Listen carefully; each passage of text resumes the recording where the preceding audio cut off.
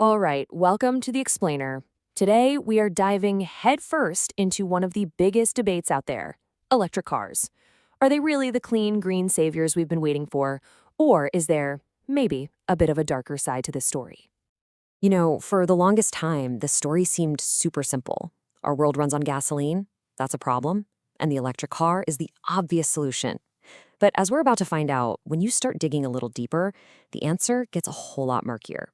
And to really get why, we first have to understand the sheer massive scale of the problem we're trying to solve. So let's start with this number, 15%. A study from back in 2006 found that your typical gas-powered car driving in the city is less than 15% energy efficient. I mean, just think about that for a second. For every 50 liters of fuel you pump into the tank, more than 42 of them are just gone, wasted as heat and pollution. Only a measly 7.5 liters are actually making the car move.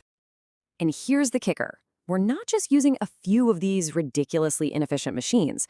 This projection from around the same time showed that the number of cars on the road worldwide was on track to double by 2030, mostly in developing countries. So we've built our entire modern world on this incredibly wasteful engine, and its use is just exploding. Okay, so for decades, the whole conversation was really framed around this one big thing, our addiction to oil and the engine that guzzles it.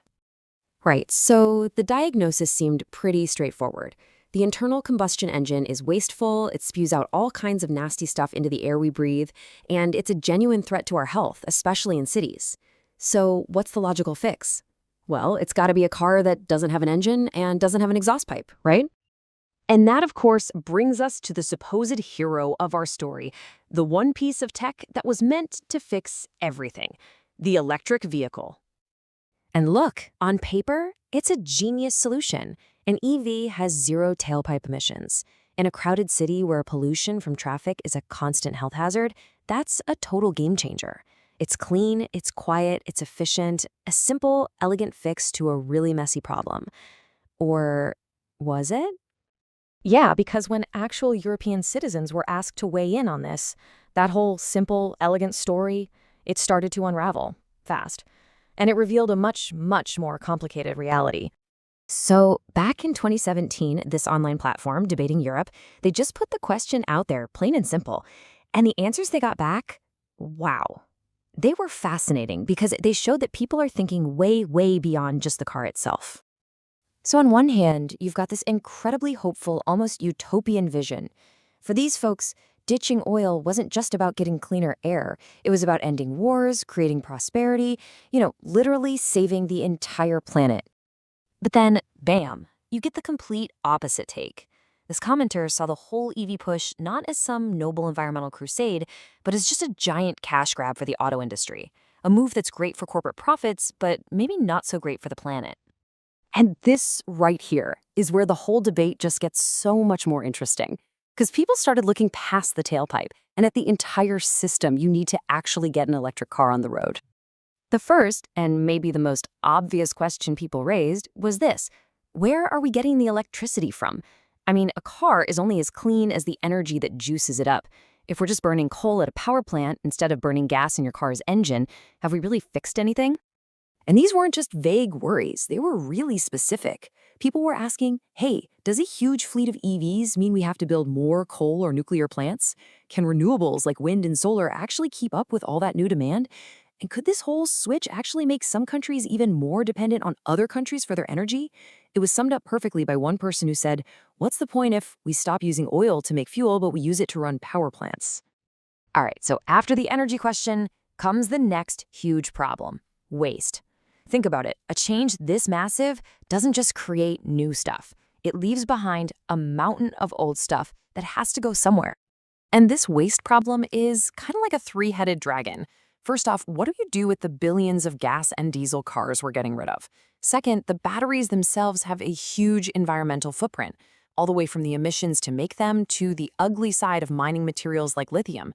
And third, what happens when those batteries die? Recycling them is super complex, really expensive, and can create its own toxic mess. So, okay, we've got the technical problems, the environmental ones. But then people brought up something even more fundamental. Is this whole thing even fair? And this comment just hits the nail on the head. If you force a rapid switch to a new, more expensive technology, you risk leaving millions of people in the dust.